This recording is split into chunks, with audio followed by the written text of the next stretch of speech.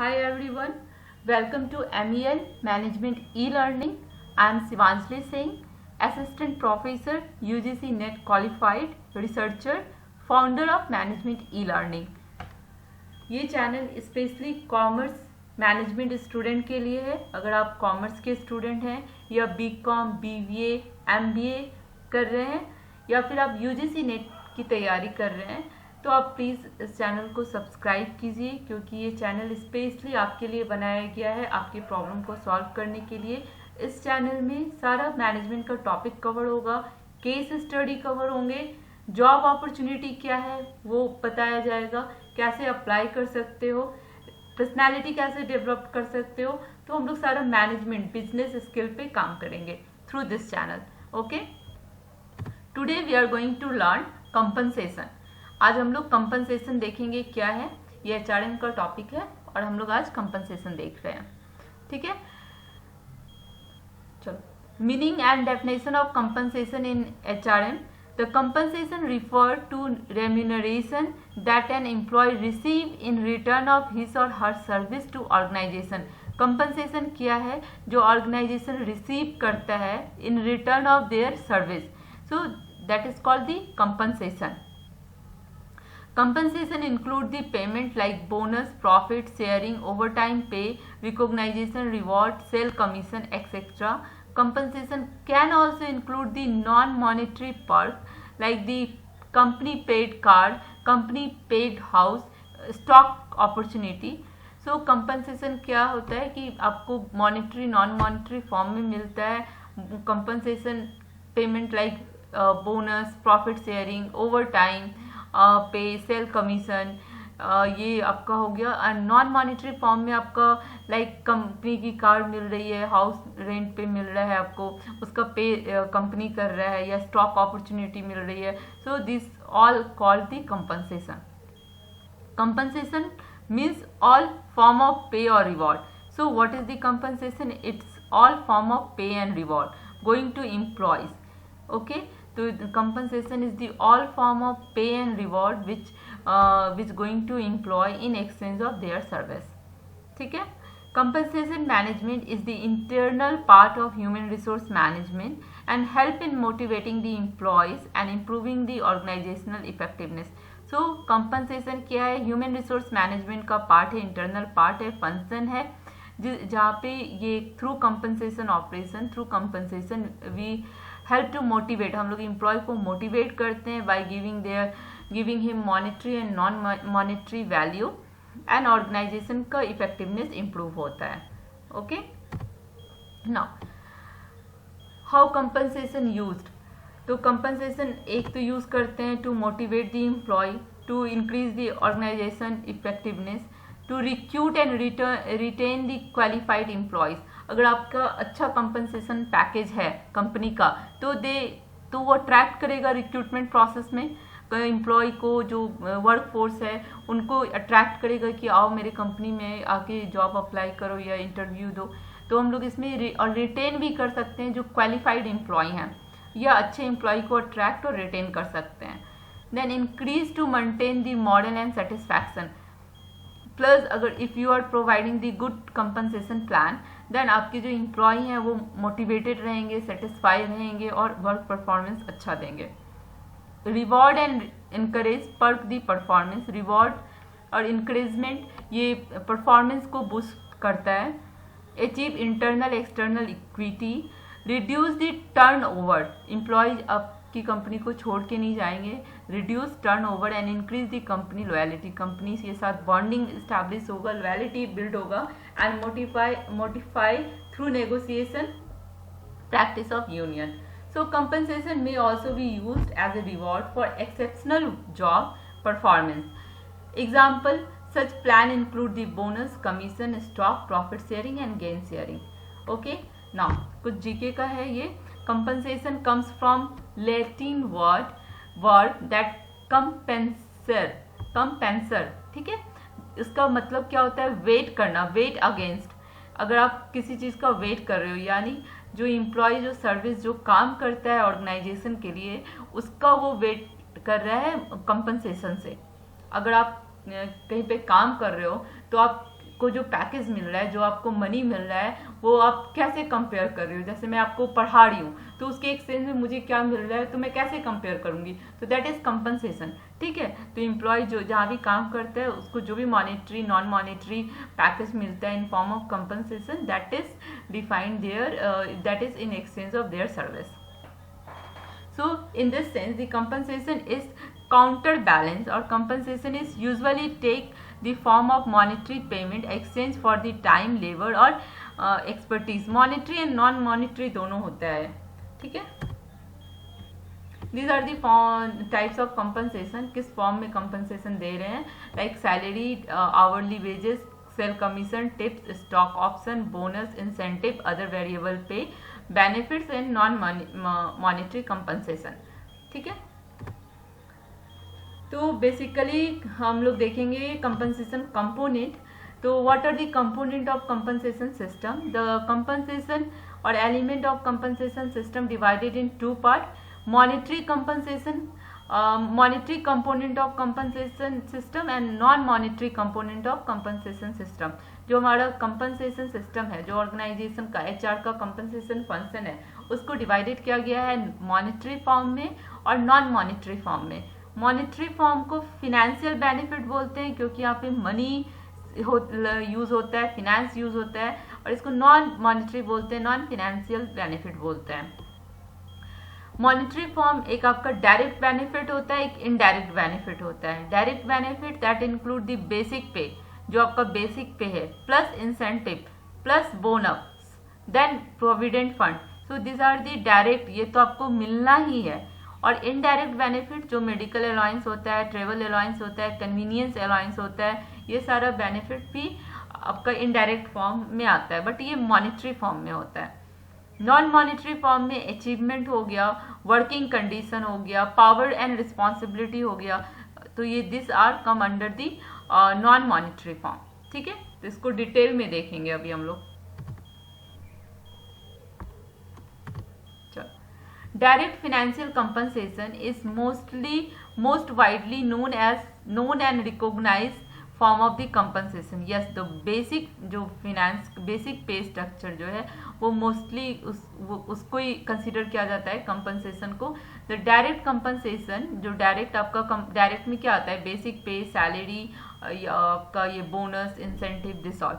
The direct compensation is the money which paid directly to the employ in exchange of their labour, their hard work. Okay, so this include everything from the hourly wages to set the salaries, bonus, tips and commission. Employees receive such benefit at fixed interval of time is called the direct benefit in monetary form. So जो आपका salary है, bonus है, जो incentive है, commission है, ये आपका direct benefit in monetary form में होता है और ये डायरेक्ट कमीशन इसको कहते हैं।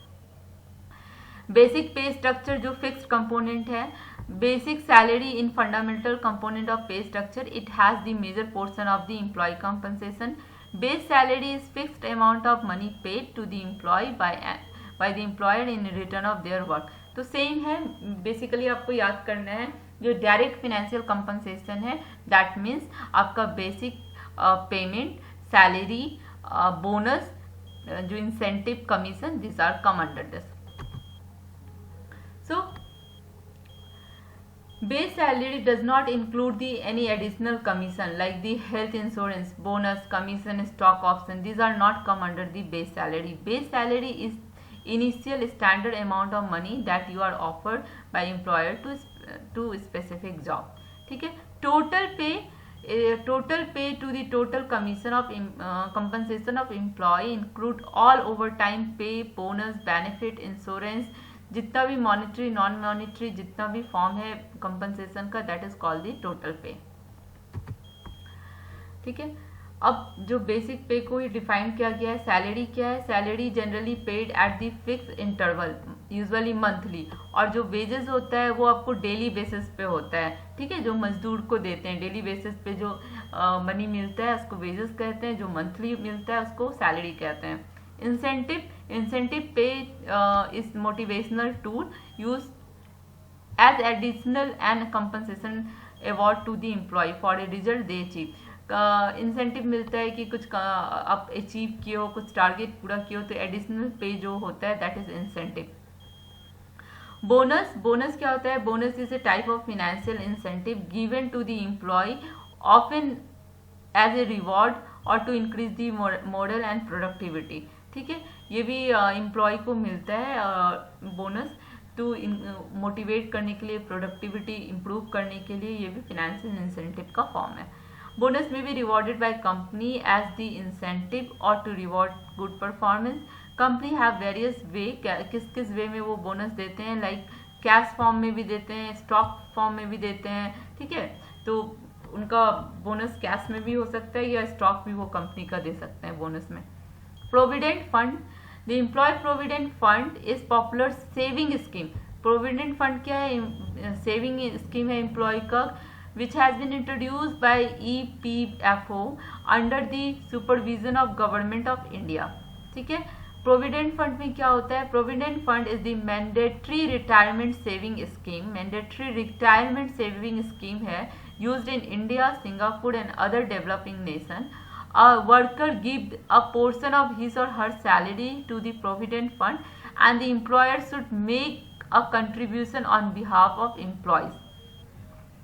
That means कुछ जो सैलरी का कुछ पोर्शन एम्प्लॉय भी देता है और same that much amount employees भी देता है, तो और वो मनी जमा होता है एज ए रिटायरमेंट सेविंग की तरह। ठीक है, तो that is called the provident fund. जब आपका काम, जब आप रिटायर हो जाते हो आफ्टर सर्टेन एज, तो आपको प्रोविडेंट फंड आप निकाल सकते हो। Provident fund objective to secure the future of employ after retirement. After 60 years और 70 ईयर्स के बाद जब भी रिटायरमेंट होता है तो वो प्रोविडेंट फंड मनी सिक्योरिटी होता है for that. Indirect benefit and additional benefit क्या है? जिसको फ्रिंज बेनिफिट भी कहते हैं। जो इनडायरेक्ट बेनिफिट होता है या जो एडिशनल बेनिफिट होता है उसको फ्रिंज बेनिफिट कहते हैं। Fringe benefits are additional to the compensation that company give their employee.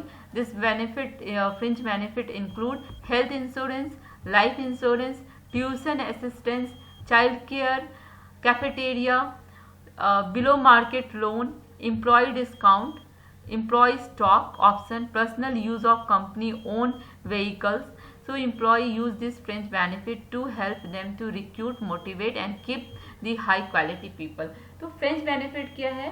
French benefit आपका एडिशनल कंपनसेशन बेनिफिट है, जिसमें आप क्या क्या दे सकते हो एम्प्लॉय को। आप हेल्थ इंश्योरेंस दे सकते हो, लाइफ इंश्योरेंस दे सकते हो, आप बच्चों के, एम्प्लॉय के बच्चों का एजुकेशन का खर्च उठा सकते हो, अच्छा कैफेटेरिया दे सकते हो, चाइल्ड केयर दे सकते हो, उनको मार्केट से कंपनी के थ्रू कम में लोन दिलवा सकते हो हाउस के लिए, एम्प्लॉय डिस्काउंट दिलवा सकते हो, एम्प्लॉय स्टॉक ऑप्शन दे सकते हो, कंपनी की कार्ड दे सकते हो।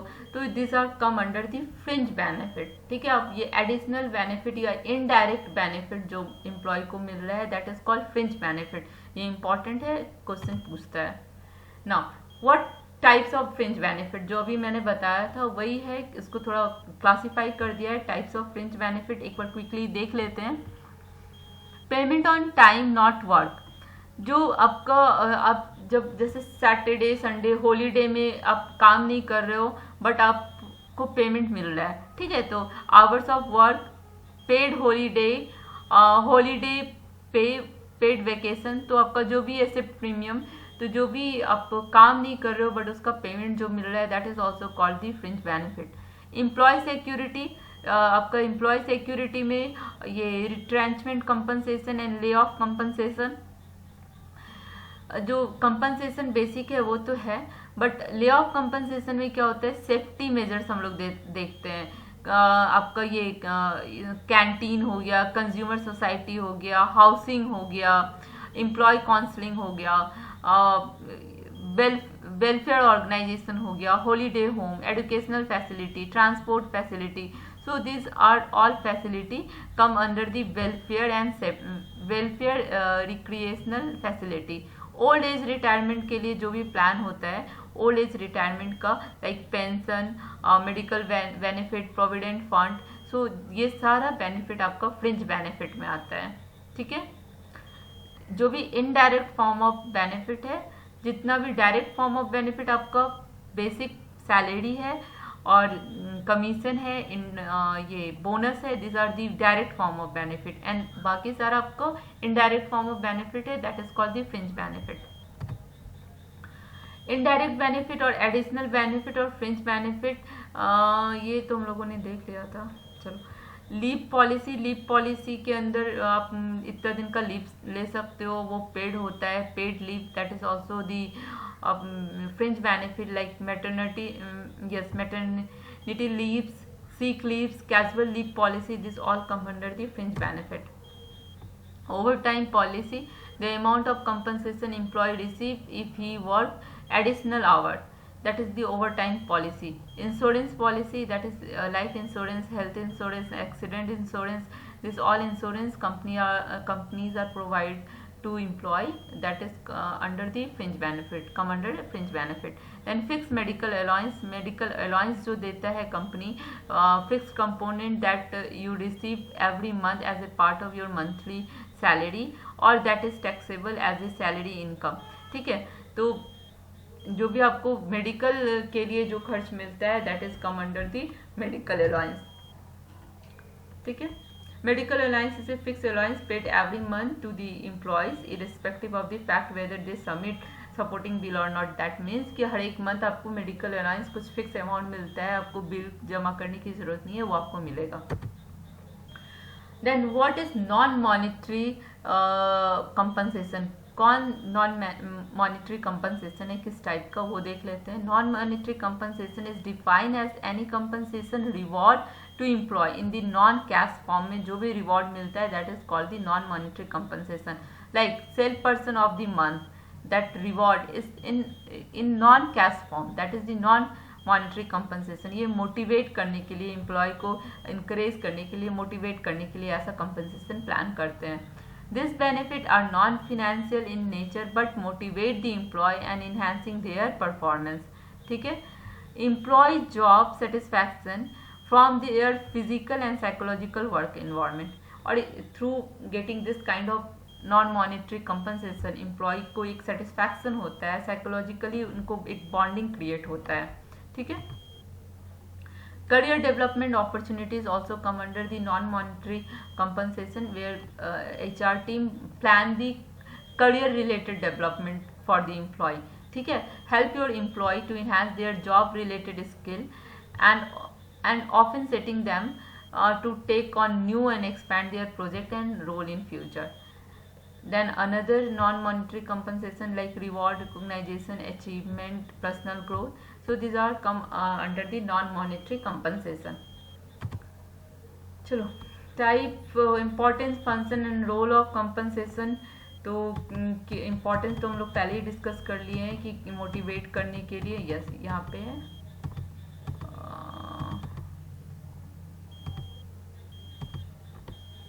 हाँ, दिस आर दी इम्पोर्टेंस, जो भी है इम्पोर्टेंस या फंक्शन आप वो सब में लिख सकते हो। मोटिवेट करने के लिए, रिटेन करने के लिए, सेटिस्फैक्शन के लिए, एम्प्लॉय के परफॉर्मेंस को इम्प्रूव करने के लिए, टर्नओवर को रिड्यूस करने के लिए। So these are the function and importance of compensation system.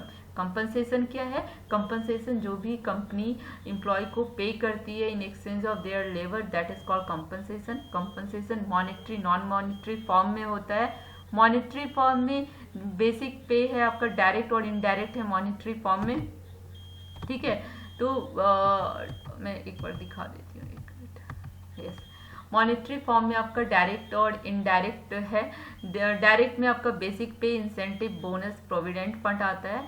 Indirect में आपका इंश्योरेंस, जो भी आपका ये travel allowance, educational allowance, convenience allowance, this are indirect form. Non monetary form में आपका लाइक नॉन कैश फॉर्म में जो भी बेनिफिट मिलता है, that is non monetary form. Achievement, power, responsibility, working condition, this are the non monetary form, ठीक है। चलो, होप आपको ये कंपनसेशन क्लियर हो गया होगा कि कंपनसेशन क्या है, कंपोनेंट ऑफ कंपनसेशन क्या है, क्या क्या इंक्लूड होता है, non monetary, non monetary compensation क्या है, क्या इंपॉर्टेंस है।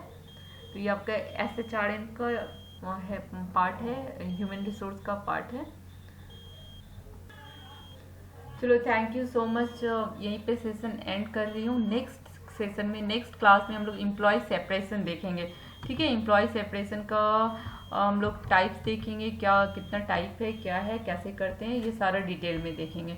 ओके, अगर आपने चैनल सब्सक्राइब नहीं किया तो प्लीज़ सब्सक्राइब कर दीजिए, शेयर कीजिए, लाइक कमेंट कीजिए, बेल आइकन को क्लिक कीजिए for update, for notification. Okay, चलो थैंक यू सो मच।